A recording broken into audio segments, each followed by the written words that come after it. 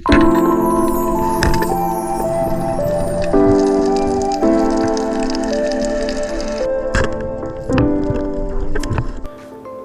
up guys? Another day, another adventure. And nandito na po tayo sa bagong spot natin ngayong araw. And dito sa spot na to, medyo mababa lang to, hindi ganun kalalim sa sinisisira natin na madaming tubo. And hindi na din ako nakapag-video bago tayo bumaba dahil late na ako nakarating dito and low tide na din, kaya eto yung first dive natin ngayong araw. Sinalubong agad tayo ng trevally na hindi naman siya ganun kalaki. At sinusubukan ko to guys na putukan. Hindi ko lang makalabit yung trigger natin kasi nakalak pa pala. And dito habang sinusundan natin to, napansin ko na napakaraming bait fish sa paligid natin. Kaya imposible na nag-iisa lang tong trevally dito.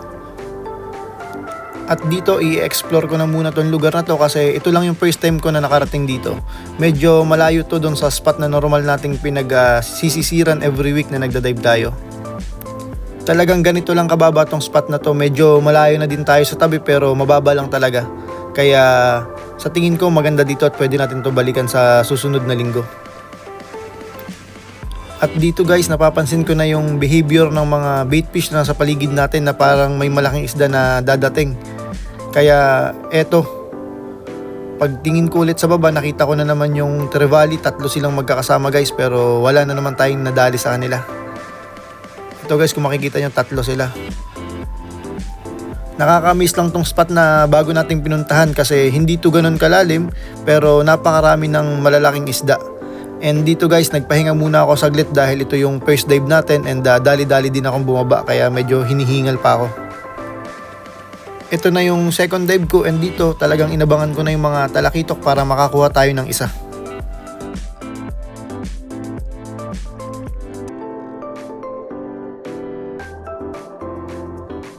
Kung mapapansin nyo guys, habang nag-ambush tayo, sa mga bait fish lang ako nakafocus kasi dito natin malalaman kung may papalapit na malalaking isda dahil nagbabago yung behavior nila.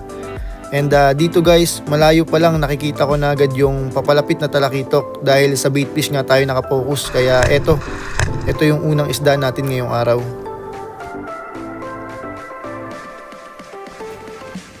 At dito pag lapit sa atin ng isda, saka ko lang nakita na hindi pala ganun kaganda yung tama pero okay lang kasi nasecure ko naman agad ng mabilis yung isda. Kaya okay na to para sa unang isda natin ngayong araw.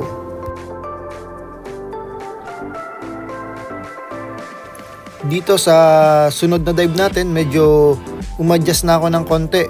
And dito sana makakuha tayo ng mga pulahan or maya-maya.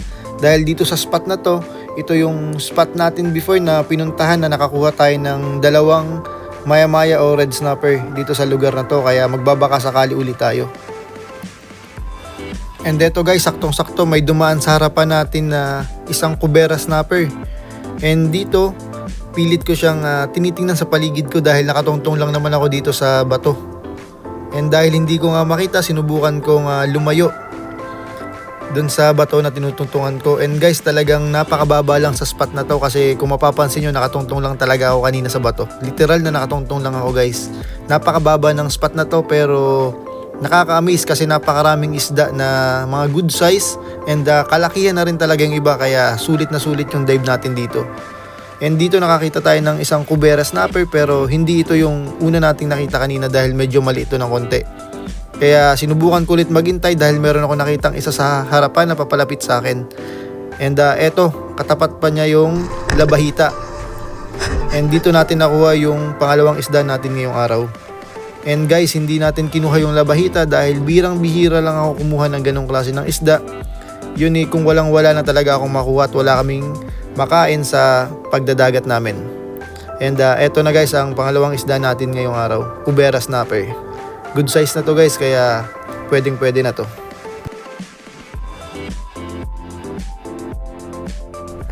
Another dive guys, and dito muntik na naman sana tayo makakuha ng kubera snapper na good size na.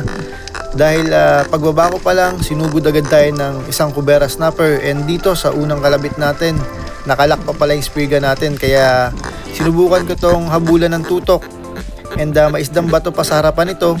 At sa pangalawang putok natin ng spear gun, hindi pa din natin nakuha. dahil medyo napataas pala yung tira natin at iniiwasan natin tumama sa bato yung shop dahil sayang, bago pa naman ang shop at spear gun na ginagamit ko ngayong araw.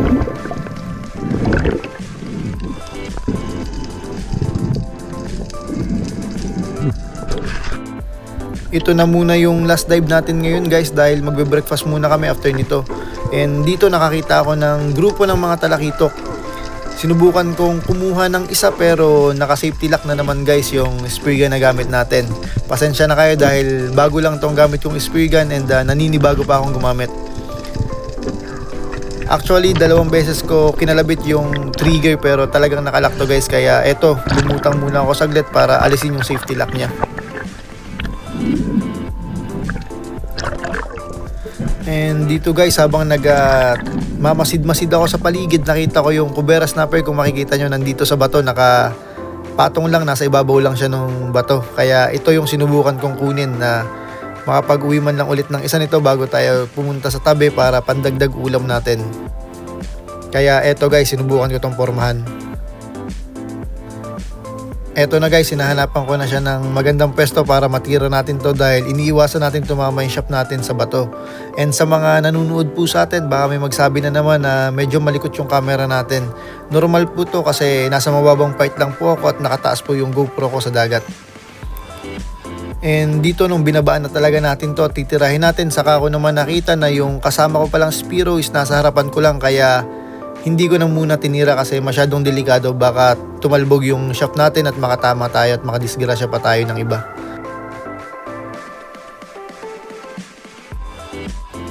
Eto guys, kung makikita nyo, nasa harapan ng bato na malaki yung kasama ko, kaya hindi ko na muna to tinira dahil masyadong delikado talaga. At dito guys, lumutang muna ulit ako para makahanap tayo ng magandang pwesto para matira natin to dahil sayang din to, pandagdag ulam na to.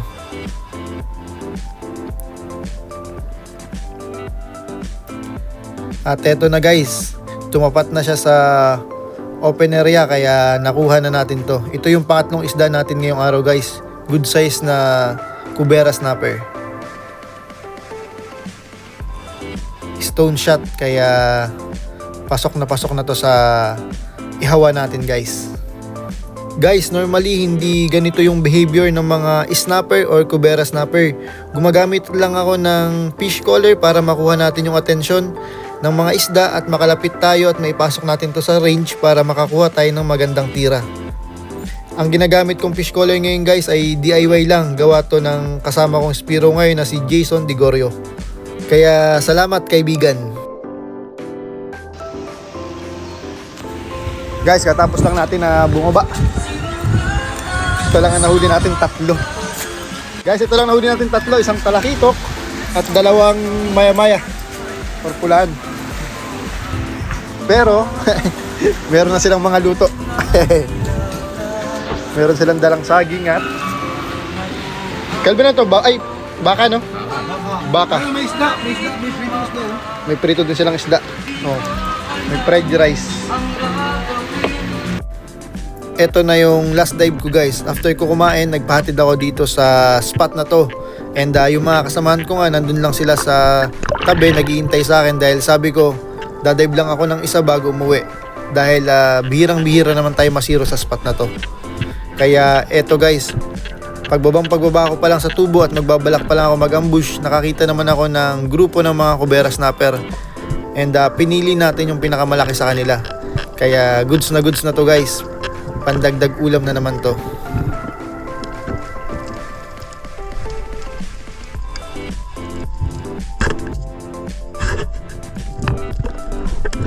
Ito na yung pang-apat na isda natin ngayong araw. And guys, kung makikita nyo, nandito sila lahat ngayon sa tabi, naghihintay lang sa akin.